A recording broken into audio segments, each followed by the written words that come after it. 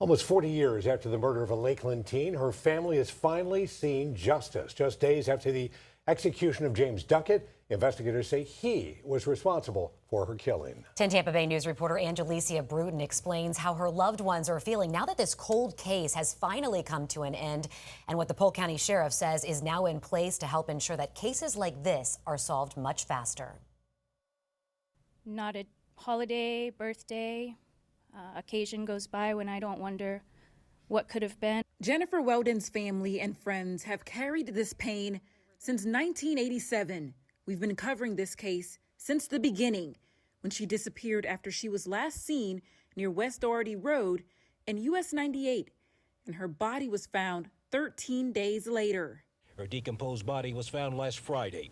She was reported missing September 19th. We shared everything. That was my shirt and my shoes that she had on. Sheriff Grady Judd says investigators connected James Duckett to the 14-year-old's murder. He says Duckett lived less than 2 miles from where Weldon was found as he was being investigated in the rape and murder of a young Lake County girl. He drove exactly past where Jennifer Weldon would have been walking home. The sheriff says Duckett's wife told investigators he later returned home with some of Weldon's belongings. He gave his wife a green bag containing candy